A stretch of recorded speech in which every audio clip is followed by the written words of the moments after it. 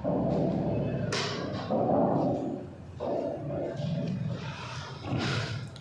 दोस्तों, नमस्कार।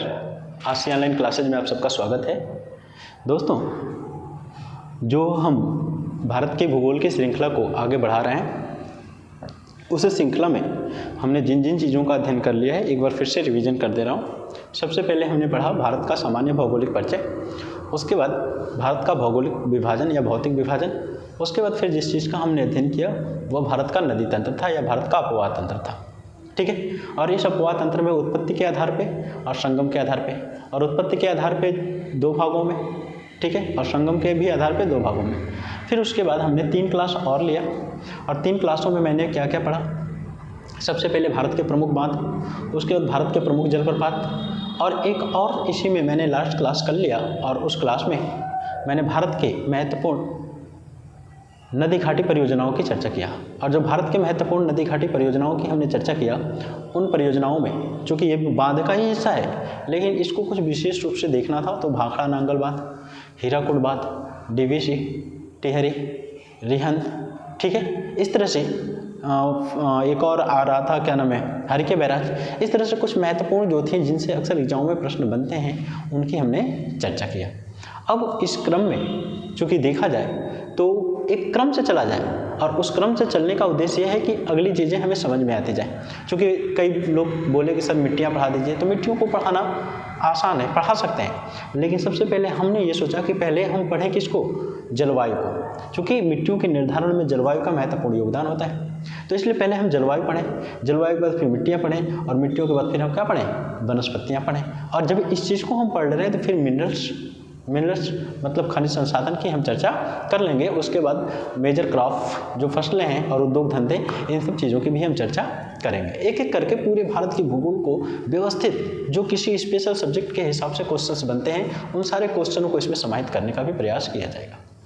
ठीक है। तो जो आज की हमारी टॉपिक है, इस टॉपिक में हमें जो चीज़ पढ़ना है, उसमें देखा जाए तो सबसे पहले जलवायु की हम चर्चा करेंगे। ठीक है। हमें पढ़ना क्या है, भारत की जलवायु, भारत की जलवायु की हमें चर्चा करना है। और जब भारत की जलवायु की हमें चर्चा करनी है, तो जलवायु किसे कहते हैं, जलवायु किसे कहते हैं। तो जलवायु की परिभाषा होती है, मैं पहले परिभाषा लिखूंगा और फिर एक शब्द आएगा, उस शब्द की हम बात करेंगे। ठीक है। तो सबसे पहले हम जलवायु की यदि बात करते हैं, तो यहाँ पे हम लिख रहे हैं जलवायु। ठीक। और जो जलवायु है, इस जलवायु में लिखेंगे किसी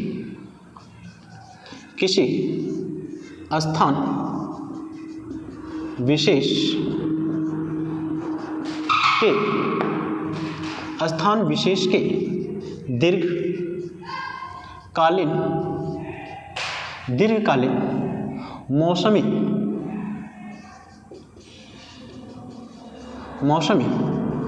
दशाओं, दीर्घकालीन मौसमी दशाओं के औसत को क्या कहते हैं, हम जलवायु कहते हैं, जलवायु कहते हैं। ठीक है। क्वेश्चन आपका जो था वह क्या था, भारत की जलवायु। और यदि जलवायु की बात करें तो जलवायु किसे कहते हैं, तो यहाँ पे लिखा गया है किसी स्थान विशेष की दीर्घकालीन मौसमी दशाओं के औसत का योग जो होता है, उसी योग को हम किस नाम से जानते हैं, जलवायु के नाम से जानते हैं। ये तो चीज़ समझ में आ गया, लेकिन ये चीज़ नहीं समझ में आया होगा कि सर मौसम किसे कहते हैं, मौसम किसे कहते हैं। तो जब हम मौसम की बात करते हैं तो मौसम का तात्पर्य क्या होता है। ठीक है। तो मौसम का तात्पर्य होता है, चूँकि एक गाना भी है, शायद आपको याद होगा, गाना मतलब जो कोई प्रेमी या प्रेमिका वे क्या कहते हैं, मौसम की तरह तुम भी न बदल जाना, मतलब आज हमारे फेवर में हो और कल जो होगा हमारे फेवर में ना हो करके, जिस तरह से मौसम बदलता है उस तरह से तुम भी न बदल जाना। मतलब क्या, कहने का मतलब यह है कि जिस तरह से मौसम में क्षणिक परिवर्तन होता है, उस तरह आप में भी क्षणिक परिवर्तन ना हो जाए, इसका तात्पर्य यही है। तो उस तात्पर्य को ही हमें समझना है, तो ये मौसम भी हमें आसानी से समझ में आ जाएगा। अब मौसम की यदि हम बात करते हैं तो यहाँ पे हम लिखेंगे मौसम, और मौसम की यदि हम बात करते हैं तो मौसम क्या होता है, मौसम की बात करते हैं तो वायुमंडलीय दशाओं के क्षणिक परिवर्तन को क्या वायुमंडलीय दशाओं के क्षणिक परिवर्तन को। पहला हम बात कर रहे हैं वायुमंडलीय दशाओं के क्षणिक परिवर्तन को।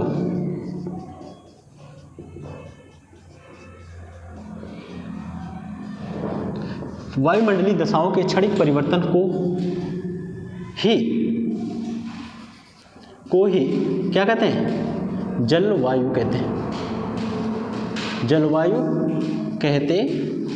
ठीक है, अब दो चीजें हमारे पास समझ में आ गई। क्या क्या? पहला आपका मौसम, जलवायु किसे कहते हैं? तो जलवायु को समझने से पहले मौसम समझना पड़ेगा। तो मौसम नहीं समझेंगे तो जलवायु हमें समझ में नहीं आ सकती है। तो मौसम किसे कहते हैं? वायुमंडलीय दशाओं, वायुमंडलीय दशाओं के क्षणिक परिवर्तन को मौसम कहते हैं। अब एक चीज और आ गया, वायुमंडल किसे कहते हैं? वायुमंडल को समझना जरूरी है। तो वायुमंडल का मतलब होता है कि पृथ्वी के चारों तरफ व्याप्त गैसीय आवरण को ही हम क्या कहते हैं? वायुमंडल के नाम से जानते हैं। मतलब कहने का यह है कि जो हमारी पृथ्वी है, उस पृथ्वी के चारों ओर जो गैसों का आवरण है, उसी गैसों के आवरण को हम किस नाम से जानते हैं? वायुमंडल के नाम से जानते हैं। ठीक है, तो अब इसमें कई प्रकार की गैसें हो सकती हैं, जिसमें हाइड्रोजन हो सकता है, कार्बन हो सकता है, ऑक्सीजन हो सकता है, नाइट्रोजन हो सकता है, मीथेन भी हो सकता है, ओजोन भी हो सकता है।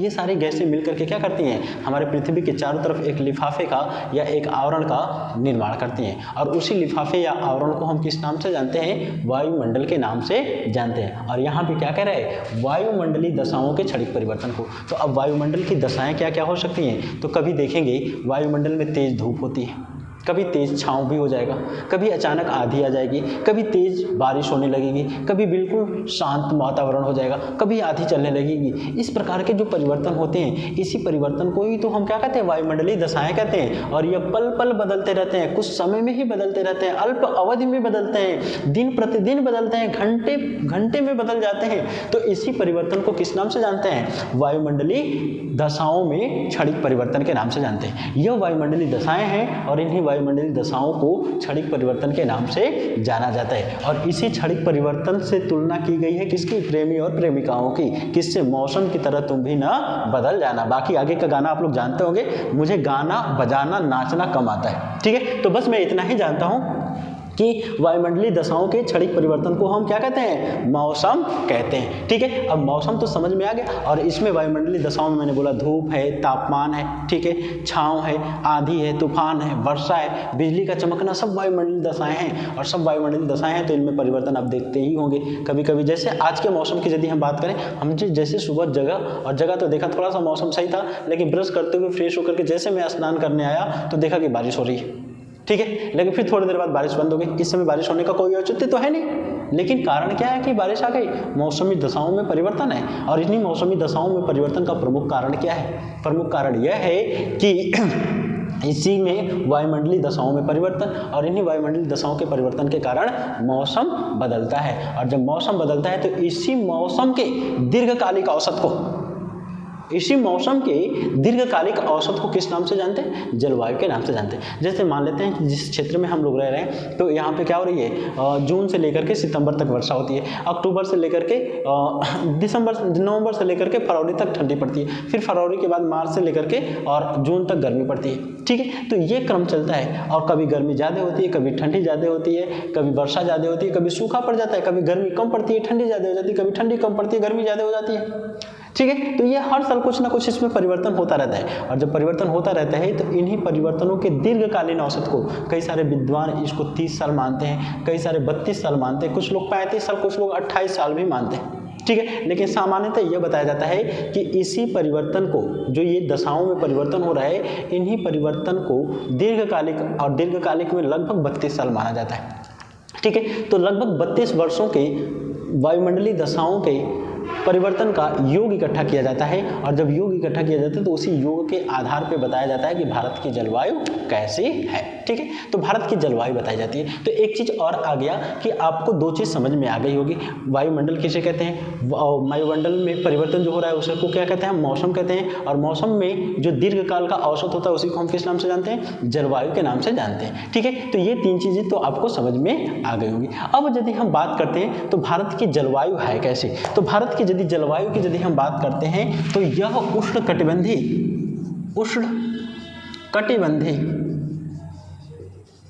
बंधी मानसूनी जलवायु, मानसूनी जलवायु, उष्णकटिबंधीय मानसूनी जलवायु।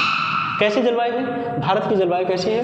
उष्णकटिबंधीय मानसूनी जलवायु। अब एक चीज और देखते हैं, उष्णकटिबंध किसे कहते हैं। अब इसमें खूब नए नए शब्द मिलेंगे और उन नए नए शब्दों पे खूब हम चर्चा करेंगे, लेकिन इतना भी ज़्यादा चर्चा नहीं करेंगे कि क्लास बोरिंग हो जाए। मैं चाहूँ तो 15-20 मिनट एक एक शब्द पे चर्चा करूँ, लेकिन क्लास बोरिंग होने लगेगी, आप लोग बोर होने लगेंगे, क्योंकि आप बहुत सारे स्पेशल विषय के हमारे स्टूडेंट नहीं हैं। ठीक है, तो जो एसएससी के होंगे वो बोर होने लगेगा। मैं स्पेशल बैच तो चला नहीं रहा हूँ, ठीक है, मैं सामान्य बैच चला रहा हूँ और सामान्य बैच में सभी लोग देखते हैं। ठीक है, तो इस चीज़ को भी हमें ध्यान रखना है कि कम समय में अधिक से अधिक जानकारी दे दी जाए।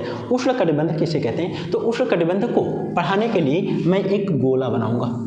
क्या? एक गोला। और इसी गोले को किस नाम से जानते हैं? इस गोले में यहाँ पे एक रेखा पाई जाती है जिसको हम किस नाम से जानते हैं? विषुवत रेखा के नाम से जानते हैं। अब विषुवत रेखा की यदि हमने बात कर ली तो विषुवत रेखा से ऊपर चलते हैं। तो ऊपर चलेंगे तो यहाँ पे एक रेखा मिलेगी 23 सही 1/2 n, और यहाँ पे एक रेखा मिलेगी जिसका मान क्या होगा? 23 सही 1/2 s।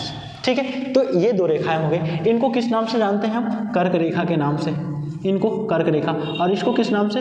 मकर रेखा के नाम से जानते हैं। अब यदि हम थोड़ा सा और ऊपर चलते हैं तो यहाँ पे एक और रेखा पाई जाएगी जिसका मान क्या है? 66 सही 1/2, यह क्या होगा? n होगा। और यहाँ पे भी यदि हम चलेंगे तो यहाँ पर भी एक रेखा पाई जाती है जिसका क्या नाम है? 66 सही 1/2, और यह क्या है? s। इसको हम बोलते हैं आर्कटिक वृत्त, आर्कटिक वृत्त के नाम से इसको हम जानते हैं। और जबकि इसकी हम बात करते हैं तो इसको अंटार्कटिक वृत्त के नाम से जानते हैं। कौन सा? अंटार्कटिक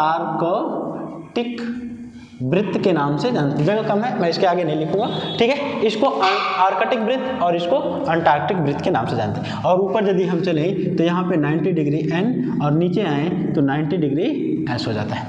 ठीक है, अब एक चीज़ देखिएगा कि इस क्षेत्र में ये जो ग्रीन कलर वाला क्षेत्र है, इस क्षेत्र को किस नाम से जानते हैं? उष्णकटिबंध के नाम से जानते हैं। ठीक है, और जबकि जो यहाँ वाला हिस्सा है इसको किस नाम से जानते हैं हम? शीतोष्णकटिबंध के नाम से जानते हैं। और जो इसे खाली छोड़ दे रहा हूँ उसको शीतकटिबंध के नाम से जानते हैं। इसको हम किस नाम से जानेंगे? उष्णकटिबंध के नाम से।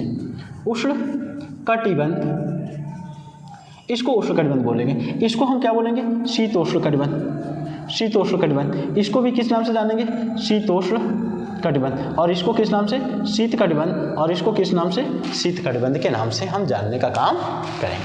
ठीक है, अब देखिए यही उष्णकटिबंध है। और हमने क्या लिखा है? भारत की जलवायु कैसी है? तो उष्णकटिबंधीय मानसूनी, उष्णकटिबंधीय मानसूनी। तो उष्णकटिबंध आपको पहले मैं समझाता हूँ, शीतोष्णकटिबंध समझाता हूँ, फिर शीतकटिबंध समझाता हूँ।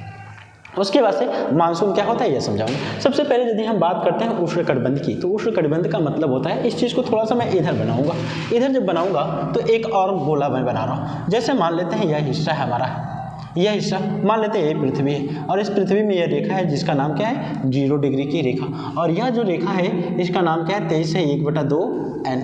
और यह जो रेखा है इसका नाम क्या है? 23 से ही 1/2 s। अब यदि इन रेखाओं की हम बात करते हैं तो ये रेखा यहाँ पे स्थित है, इसके बीच का यह भाग है, और इसी भाग को यहाँ पे क्या बताया गया है? उष्णकटिबंधीय मानसूनी जलवायु। अब यदि हम चर्चा करते हैं तो यहाँ पे देखेंगे सूर्य की स्थिति होती है कब?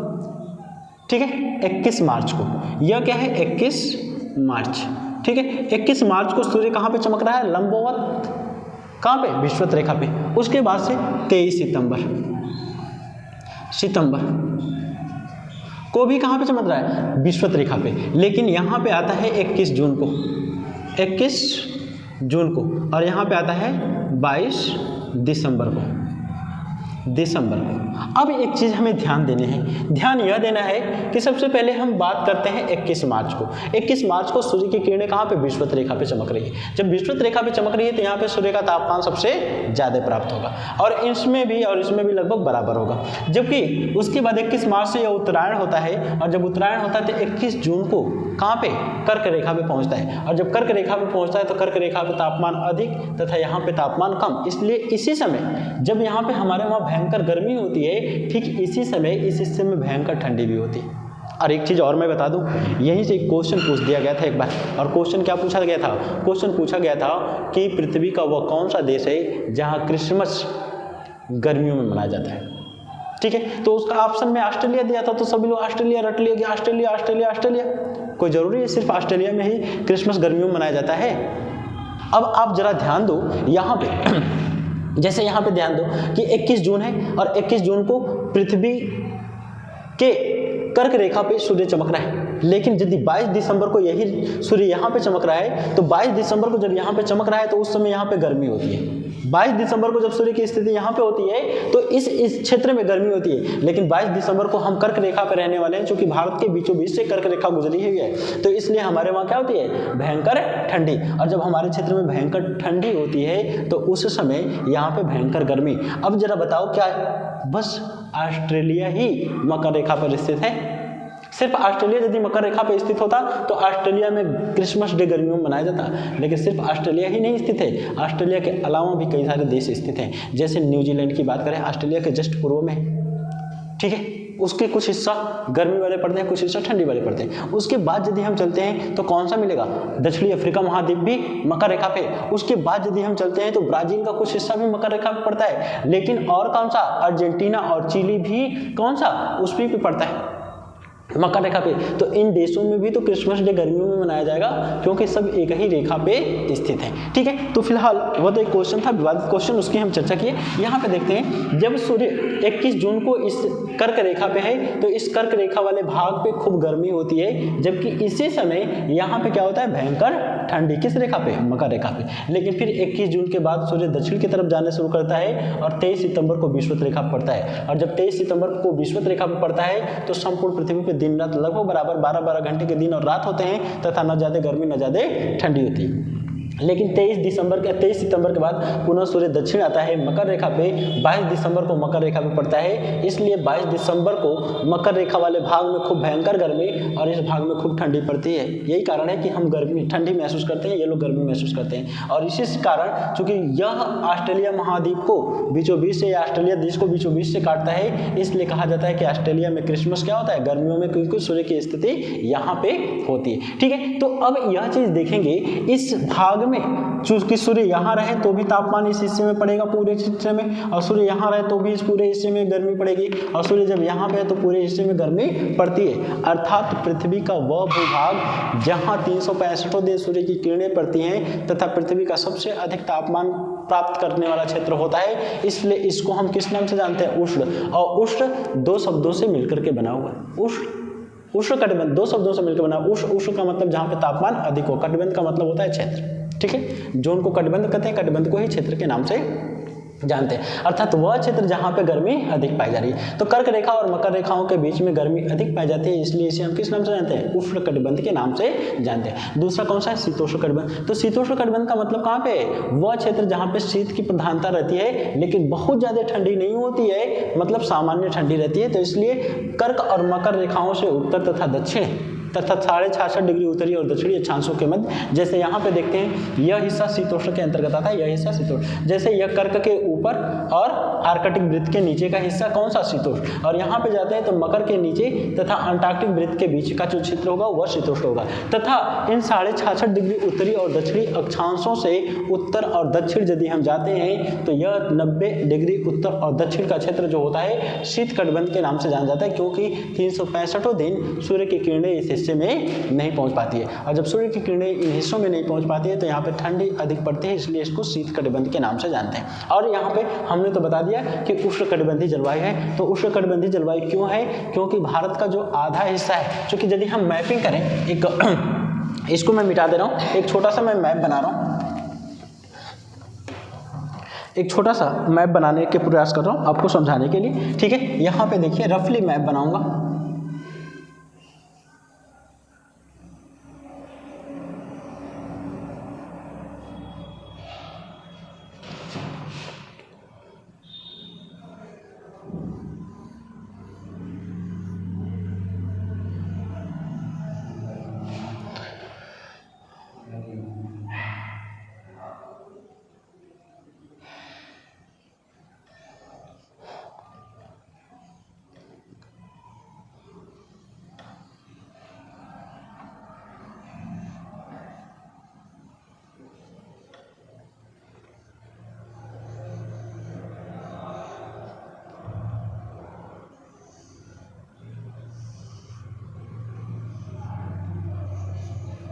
ठीक है, यह हिस्सा बन गया आपका लगभग भारत का।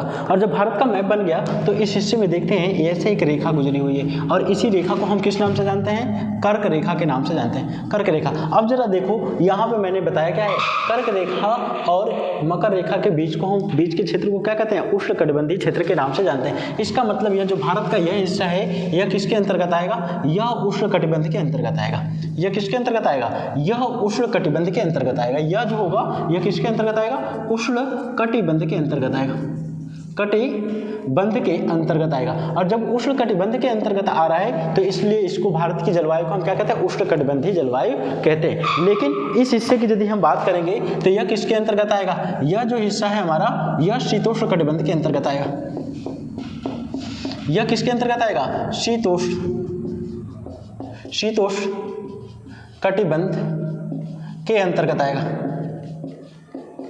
यह किसके अंतर्गत आएगा, शीतोष्ण कटिबंध के अंतर्गत आने का काम करेगा। अब यदि हम बात करते हैं तो यह ऊपर का हिस्सा शीतोष्ण कटिबंध और नीचे का हिस्सा कौन सा, उष्ण कटिबंध। लेकिन फिर मानसूनी जलवायु किसे कहते हैं, तो एक शब्द है मानसून जो विशेष रूप से अरबी भाषा के मौसम शब्द से लिया गया है। ठीक है, अरबी भाषा के मौसम शब्द से लिया गया। इसका अर्थ होता है मौसम के अनुसार जो हवाएं अपनी दिशा को बदल देते हैं। मौसम के अनुसार जो हवाएं अपनी दिशा को बदल देती हैं उन्हीं हवाओं को मौसमी हवाओं के नाम से जानते हैं। ठीक है, मौसम के अनुसार दिशा बदलने वाली हवाओं को मौसमी हवाएं कहते हैं। और इन्हीं मौसमी हवाओं के संपर्क में आने से जब वर्षा होती है तो उसी को हम क्या कहते हैं, मानसूनी वर्षा के नाम से जानते हैं। जैसे कहने का मतलब यह है कि मौसमी हवाओं के संपर्क में आने से जब क्या होती है, हमारे पृथ्वी पर या भारत पर वर्षा होती है तो उसी को हम मौसमी वर्षा के नाम से जानते हैं या मौसमी जलवायु के नाम से जानते हैं या मानसूनी जलवायु कहते हैं। लेकिन अब यहाँ पे देखेंगे, जैसे एक विशेषता को देख लेते हैं। गर्मी के समय स्थल जल्दी से गर्म हो जाता है और जल्दी से ठंडा हो जाता है, जबकि सागर धीरे धीरे गर्म होता है और धीरे धीरे ठंडा होता है। तो जब ग्रीष्म काल होता है तो भारत के यहाँ बगल में पाकिस्तान है और पाकिस्तान में एक शहर पाया जाता है जिसका नाम जैकोबाबाद है। और जैकोबाबाद में तापमान अधिक पड़ने के कारण वायुदाब कम हो जाता है। और जब वायुदाब कम हो जाता है तो उसकी तुलना में इस हिस्से में वायुदाब अधिक होता है। अब इस क्षेत्र से हवाएं इस दिशा में चलने लगती हैं। चूंकि सागर से चलने के कारण इनमें नमी होती है और जब नमी होती है तो यही हवाएं क्या करती हैं, पर्वत इस क्षेत्र में आती हैं तो पर्वतों से टकरा करके संघनित होती हैं और वर्षा करने का काम करती हैं। तो ये मानसूनी हवाएं हो गई। लेकिन जब शीतकाल होता है तो इस हिस्से में उच्च वायुदाब हो जाता है, जबकि इस हिस्से में कैसा, निम्न वायुदाब हो जाता है। अर्थात हवाएं ऐसे चलने लगती हैं और भारत के कोरोमंडल तट पे क्या करती हैं, वर्षा करती हैं। अर्थात जब ग्रीष्मकाल होता है तो हवाएं जल से स्थल के तरफ और जब शीतकाल होता है तो हवाएं स्थल से जल के तरफ चलती हैं। तो इन्हीं हवाओं की दिशा को क्या कहते हैं, मानसून कहते हैं, मौसम कहते हैं, मौसमी हवाएं कहते हैं या मौसमी पवन कहते हैं या मानसूनी पवन कहते हैं। और इन्हीं पवनों के संपर्क में आने से जब वर्षा होती है तो मानसूनी वर्षा के नाम से जानते हैं। और चूंकि पूरे भारत में, इस पूरे भारत में राजस्थान को और इस मध्य के भाग को छोड़ दिया जाए तो इन्हीं मौसमी हवाओं के द्वारा ही वर्षा होता है, इसलिए इसे मानसूनी जलवायु के नाम से भी जाना जाता है। क्योंकि मानसूनी पवनों के द्वारा वर्षा होता है, उष्णकटिबंध में है और क्या मानसूनी हवाओं के द्वारा वर्षा होता है, तो इसलिए इसको मानसूनी जलवायु कहते हैं। एक क्वेश्चन आपका बन सकता है और क्वेश्चन यह बन सकता है कि सर यहाँ पे तो आपने दिखाया है आधा हिस्सा शीतोष्णकटिबंध में है, तो आधा हिस्सा शीतोष्णकटिबंध में अवश्य है, लेकिन शीतोष्णकटिबंध की विशेषता नहीं पाई जाती है। शीतोष्णकटिबंध की विशेषता नहीं पाई जाती है और विशेषता नहीं पाई जाती तो इसका कारण यही है कि इस हिस्से में हिमालय पर्वत की अवस्थिति। जैसे यहाँ पे हम देखते हैं, यहाँ पे क्या है, हिमालय पर्वत है, यह जो है आपका हिमालय पर्वत है। और जो हिमालय पर्वत है तो यहाँ से आने वाली ठंडी हवाओं को क्या कर लेता है, रोक लेता है। और जब यहाँ से आने वाली ठंडी हवाओं को रोक लेता है तो यही विशेषता खिसक करके क्या हो गई है, ऊपर तक चली गई है, इसलिए इसको भी उष्णकटिबंध के अंतर्गत ही रखते हैं। यदि हिमालय पर्वत नहीं रहता तो हम उत्तर प्रदेश के निवासी, मैं व्यक्तिगत तौर पे यदि बात करूं, मैं क्लास जहां से लेता हूं, चाहे मेरी जन्मभूमि उत्तर प्रदेश है, यह उत्तर प्रदेश जो कभी गर्मी और कभी ठंडी महसूस करता है, ऐसा नहीं होता। यहाँ पे ग्रीष्म काल का अधिकतम तापमान 25-26 डिग्री सेंटीग्रेड होता है, इससे अधिक नहीं होता। जबकि हिमालय के होने से हम 49-50 डिग्री सेंटीग्रेड भी महसूस करने का काम करते हैं। ठीक है दोस्तों, तो ये हमारी अपने भारत की जो जलवायु होगी उष्णकटिबंधीय मानसूनी जलवायु होगी। दोस्तों हमने पढ़ा क्या, जलवायु किसे कहते हैं, मौसम किसे कहते हैं, कुछ ताप कटबंधों की हमने चर्चा किया, ठीक है, तथा भारत की जलवायु कैसी है। अगला जो पॉइंट आ जा रहा है उस पॉइंट की यदि हम बात करेंगे तो इसमें आएगा जलवायु को प्रभावित करने वाले कारक। कौन कौन से तथ्य आएंगे? जलवायु को प्रभावित करने वाले कारक। और जलवायु को प्रभावित करने वाले कारकों की यदि हम बात करेंगे तो सबसे पहला कारक आता है अक्षांश। सबसे पहला कारक क्या आता है? अक्षांश या अक्षांश स्थिति। और अक्षांश स्थिति की यदि हम बात करते हैं तो हमारी पृथ्वी में कुछ अक्षांश रेखाएं बनाई गई हैं। जो बीच में है बिल्कुल उसको विषुवत रेखा, और विषुवत रेखा से लगभग 111 किलोमीटर पे एक एक अक्षांश रेखाओं का निर्धारण किया गया है। और उत्तर एकदम ध्रुव पे जाते हैं तो 90 अंश अक्षांश, और दक्षिण पे आते हैं तो 90 अंश अक्षांश दक्षिण मिल जाता है। ठीक है। और यहीं पे देखेंगे जो कर्क रेखा है और जो मकर रेखा है, इन दोनों के बीच सूर्य अक्सर घूमता रहता है, इसलिए यहाँ पे गर्मी अधिक पड़ती है। और जब गर्मी अधिक पड़ती है तो इसी को हम क्या कहते हैं? उष्णकटिबंध। जबकि कर्क और मकर रेखाओं से उत्तर तथा दक्षिण जाते हैं 66.5 डिग्री तक, तो यहाँ पे क्या होता है? न ज़्यादा गर्मी न ज़्यादा ठंडी। कारण क्या है? कारण यह है कि यहाँ पे सूर्य की किरणें नहीं पहुँच पाती हैं, तो ठंडी बढ़ जाती है लेकिन गर्मी की मात्रा कम होती है। ठीक है। और उसके बाद इस क्षेत्र में जाते हैं तो इस क्षेत्र में बिल्कुल सूर्य की किरणें नहीं पहुँच पाती है, इसलिए यहाँ पे क्या हो रही है? ठंडी पड़ रही है। तो अक्षांश में मतलब कह सकते हैं कि जैसे जैसे हम निम्न अक्षांशों से उच्च अक्षांशों की तरफ जाते हैं तो तापमान में कमी दर्ज होती है, और वह तापमान भी क्या करता है? एक जलवायु कारक है जो क्या करता है? उस स्थान की जलवायु को प्रभावित करने का काम करता है। तो इस क्षेत्र में तापमान खूब है इसलिए उष्णकटिबंध, इस क्षेत्र में तापमान थोड़ा सा कम है इसलिए शीतोष्णकटिबंध, और इस क्षेत्र में तापमान एकदम कम है इसलिए इसको क्या कहते हैं? शीतकटिबंध के नाम से जानने का काम करते हैं। ठीक है। तो पहला फैक्टर जो होता है जो हमारी जलवायु को प्रभावित करने का काम होता है वह अक्षांश स्थिति होती है। हम भी कहाँ पे हैं? हम जो लगभग 23.5 डिग्री के ही आसपास हैं या 24 डिग्री के आसपास हैं, और जब 24 या 25 डिग्री के आसपास हैं तो यहाँ पे सूर्य का तापमान अधिक पड़ता है, इसलिए हम उष्णकटिबंध के अंतर्गत आते हैं। लेकिन जैसे ही आप चीन के तरफ चले जाओ तो चीन में इतनी ज़्यादा गर्मी नहीं पड़ेगी क्योंकि वह शीतोष्णकटिबंधीय जलवायु के अंतर्गत आता है। दूसरे यदि हम फैक्टर की बात करते हैं तो वह क्या होता है? वायु दाब। वायु दाब का मतलब क्या होता है? तो एक चीज़ और हम देख लेंगे यहाँ पे, आर्द्रता।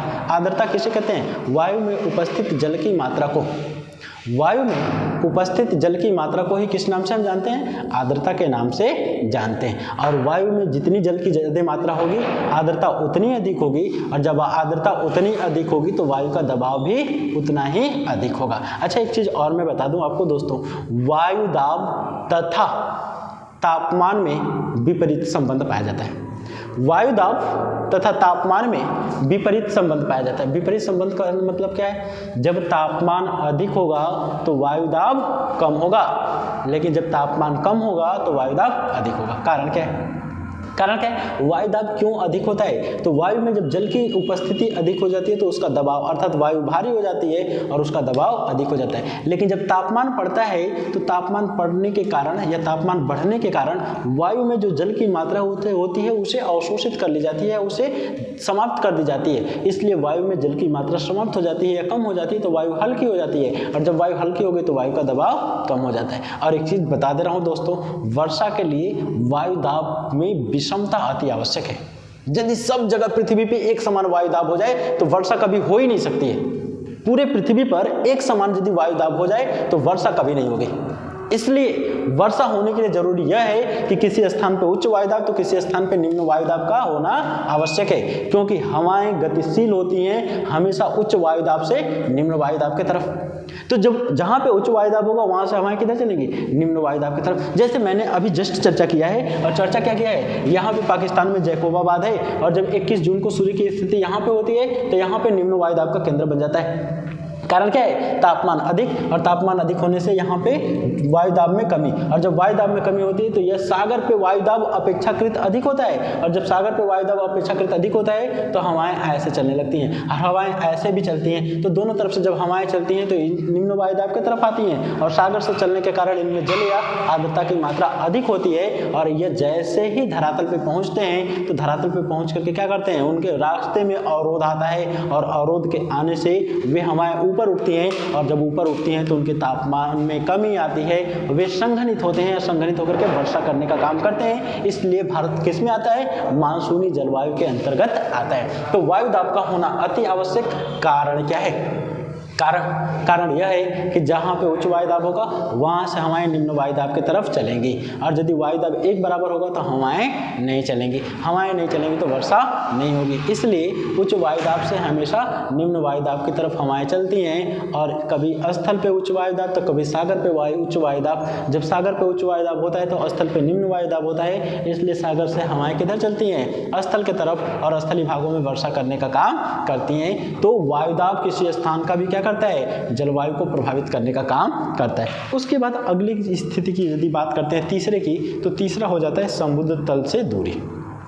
तीसरा क्या होता है, समुद्र तल से दूरी। और जब समुद्र तल से दूरी की यदि हम बात करते हैं तो जैसे देखेंगे कुछ उत्तर प्रदेश और बिहार के लोगों की यदि बात करते हैं, यहाँ पे बिल्कुल काले सांवले होते हैं, लोग गांव में कलुआ कहते हैं, लेकिन वे मुंबई चले गए 6 महीना या 1 साल के लिए, तो वहाँ से गोरे होकर के आते हैं, गांव के लोग पहचान ही नहीं पाते, अरे यही कलुआ था, ये तो बदल गया, ये तो गोरा हो गया है। कारण क्या है, कारण यही होता है कि हमारे वहाँ सम जलवायु नहीं पाई जाती है, हमारे वहाँ विषम जलवायु पाई जाती है, कभी खूब गर्मी होती है, कभी खूब ठंडी होती है। और ये लोग कहाँ पे जाते हैं, मुंबई में सम जलवायु पाई जाती है। सम जलवायु पाए जाने का कारण क्या है, समुद्री जो समीर चलता है, हम जब पवन पढ़ाएंगे खूब डिटेल चर्चा करेंगे, जो समुद्री समीर चलता है वह समुद्री समीर क्या करता है, तटीय क्षेत्र के स्थलों के तापमान को क्या करता है, मेंटेन कर लेता है या बराबर कर देता है। इसलिए वहाँ पे ना ज़्यादा गर्मी होती है और ना ही ज़्यादा ठंडी होती है, इसलिए वहाँ पे सम जलवायु पाया जाता है। लेकिन जैसे समुद्र तट से अंदर जाते हैं तो समुद्री प्रभाव कम होता है, और जब समुद्री प्रभाव कम होता है तो उस आंतरिक भागों में तापमान अधिक होता है या ठंडी अधिक होती है।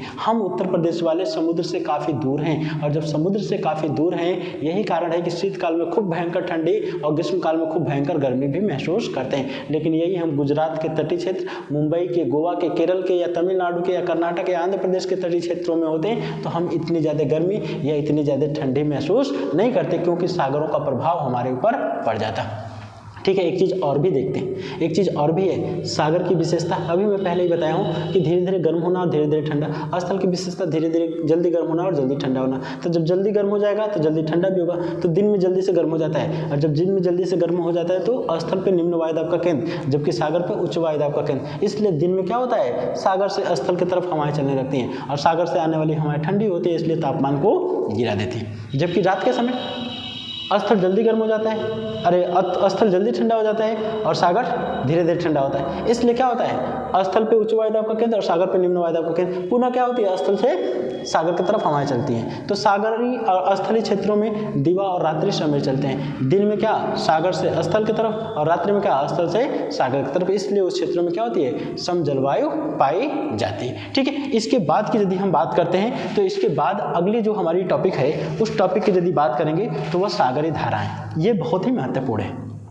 सागरी धाराओं बहुत महत्वपूर्ण है। यदि सागरी धाराओं की हम बात करते हैं तो सागरी धाराएं किसे कहते हैं, जब सागर का एक विशाल जल राशि एक निश्चित दिशा में गतिशील हो जाता है तो उसी को सागरी धारा के नाम से जानते हैं। और सागरी धाराएं 2 तरह की होती हैं, एक गर्म जलधारा होती है और एक ठंडी जलधारा होती है। गर्म जलधारा जिन क्षेत्रों में प्रवाहित होती है, जिन तटों में प्रवाहित होती है, वहाँ पे खूब वर्षा होती है। लेकिन जिन क्षेत्रों में शीतल धाराएं चलती हैं वहाँ पे वर्षा नहीं होता है, और जब वर्षा नहीं होता है तो इसके कारण क्या हो जाएंगे, मरुस्थलों का विकास हो जाएगा। तो जितने भी महाद्वीप हैं और उन महाद्वीपों के पश्चिमी तट पे यदि ठंडी धाराएं चल रही होंगी तो उन महाद्वीपों के पश्चिमी तट पे मरुस्थलों का विकास पाया जाएगा। जितने भी देख लो, जैसे भारतीय उपमहाद्वीप में देख लो, भारत के पश्चिमी तट पे थार का मरुस्थल है। यदि हम कहाँ चलते हैं, चिली में, तो वहाँ पे मरुस्थल है। यदि हम कहाँ पे चलते हैं, यूएसए में चलते हैं तो मैक्सिको में चिहुआ हुआ मरुस्थल है। ठीक है, तो इस तरह से मरुस्थलों का अच्छा, ऑस्ट्रेलिया में भी यदि देख लो तो कौन सा, विक्टोरिया मरुस्थल है। तो और जैसे देख लो अफ्रीका के पश्चिमी तट पे नामीब मरुस्थल है। तो कहाँ पे, जिन महाद्वीपों के पश्चिमी तट पे शीत धाराएं चलती हैं तो वहाँ पे क्या होता है, वर्षा नहीं होती है। वर्षा नहीं होती है तो मरुस्थलों का विकास हो जाता है। तो क्या वहाँ की जलवायु को समुद्री धाराएं नहीं प्रभावित कर रही हैं, करती हैं, लेकिन वही गर्म जलधारा चलती तो वहाँ पे उन मरुस्थलों का विकास नहीं होता। इसके बाद अगली यदि हम बात करते हैं तो जलवायु को प्रभावित करने वाला जो अगला फैक्टर है वह क्या होता है, उच्चावच। उच्चावच का मतलब क्या होता है, पृथ्वी पर धरातलीय विषमता को ही हम किस नाम से जानते हैं, उच्चावच। उच्चावच में कहीं पे क्या होता है, पर्वत होगा, कहीं पठार होगा, कहीं पे मैदान होगा, कहीं पे झील होगी। ठीक है, तो जैसे जैसे हम यदि बात करते हैं उच्चावच की, तो यदि हम समुद्र तल के आसपास हैं तो तापमान थोड़ा सा क्या होगा, ज़्यादा होगा। लेकिन जैसे जैसे समुद्र तल से हम ऊपर उठते जाते हैं तो तापमान में कमी दर्ज होती है। और जब तापमान में कमी दर्ज होती है तो इसका कारण क्या है, तो क्षोभ मंडल की हम बात करेंगे थोड़ा सा। और जब क्षोभ मंडल की बात करेंगे तो क्षोभ मंडल की एक विशेषता होती है। क्षोभ मंडल में जैसे जैसे हम 100 मीटर की ऊंचाई पे जाते हैं तो तापमान में 0.65 डिग्री सेंटीग्रेड की कमी दर्ज की जाती है। जैसे 165 मीटर की लगभग ऊंचाई पे पहुंचते हैं तो तापमान में लगभग कितना 1 डिग्री सेंटीग्रेड की कमी दर्ज होती है। लेकिन जैसे ही हम 1000 मीटर की ऊंचाई पे पहुंचते हैं, कहाँ से, समुद्र तल से, तो तापमान 6.5 डिग्री सेंटीग्रेड कम हो जाता है। इसीलिए यदि भारत की, चूंकि मैं आपको एक चैप्टर पढ़ाया था जिसमें मध्य हिमालय की मैंने चर्चा किया था, और मध्य हिमालय के पहाड़ी क्षेत्रों में कुछ स्वास्थ्यवर्धक स्थानों की मैंने चर्चा किया था, जैसे डलहौजी, रानीखेत, ठीक है, और कौन सा शिमला, नैनीताल, ये जो है स्वास्थ्यवर्धक स्थल, क्योंकि इनकी ऊंचाई 2000 मीटर से अधिक है। और जब 2000 मीटर से ऊपर है तो 1000 मीटर पे 6.5 डिग्री सेंटीग्रेड तापमान गिर रहा है, तो 2000 मीटर पे कितना गिरेगा, लगभग आपका 13 डिग्री सेंटीग्रेड तापमान गिर जाएगा। तो यदि हमारे वहाँ तापमान कितना है, हमारे वहाँ तापमान जो 43 डिग्री सेंटीग्रेड है, तो नैनीताल लगभग 1900 मीटर की ऊंचाई पे या 2000 मीटर की ऊंचाई पे है, तो वहाँ का तापमान कितना होगा, हमसे 13 डिग्री सेंटीग्रेड कम होगा।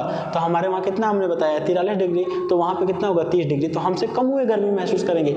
इसलिए क्या होता है, उच्चावच भी किसी स्थान की जलवायु को प्रभावित करने का काम करते हैं। जैसे हिमालय है, काफ़ी ऊंचा है, तो वहाँ की जलवायु अलग है, लेकिन हम मैदानी भागों में तो हमारे वहाँ की जलवायु अलग है, राजस्थान की जलवायु अलग है। और यदि यही मध्य प्रदेश, कर्नाटक और अन्य क्षेत्रों के पठारों में चले जाएंगे तो वहाँ की जलवायु भी अलग पाई जाएगी।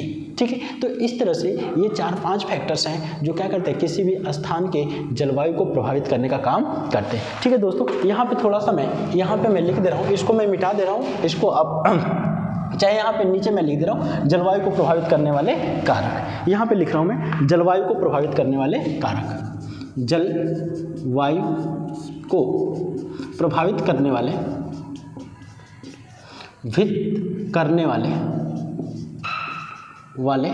कारक।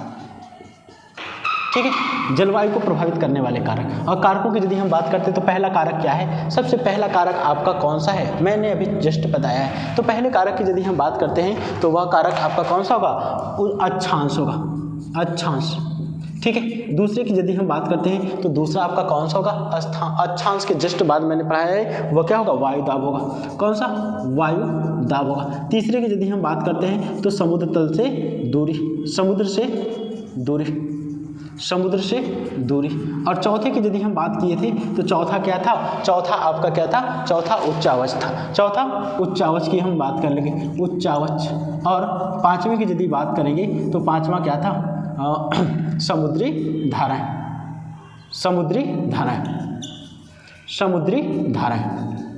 ठीक है, धाराएं। ये 5 तत्व जो है विशेष रूप से किसी भी स्थान की जलवायु को प्रभावित करने का काम कर रहे हैं। ठीक है, अक्षांश किस तरह से प्रभावित करता है, वायुदाब किस तरह से प्रभावित करता है, समुद्री से दूरी किस तरह से प्रभावित करती है, उच्चावच किस तरह से प्रभावित करता है, तथा समुद्री धाराएं किस तरह से किसी स्थान की जलवायु को प्रभावित करने का काम करते हैं। ठीक है दोस्तों, आज के लिए सिर्फ इतना ही रहेगा। आगे की क्लास हम कल लेंगे, लेकिन कल क्या होगा, अब हमने शॉर्ट में तो आपको बता दिया मानसून किसे कहते हैं, शॉर्ट में हमने आपको बताया मानसून किसे कहते हैं, जलवायु किसे कहते हैं। लेकिन अब कल स्टार्ट होगा भारतीय मानसून। ठीक है, लेकिन भारतीय मानसून स्टार्ट करने से पहले मैं आपको इसका फिर एक बार रिवीजन कराते हुए आगे चलने का काम करूँगा। दोस्तों वीडियो पसंद आए लाइक शेयर सब्सक्राइब करने का प्रयास करें। ठीक है, धन्यवाद।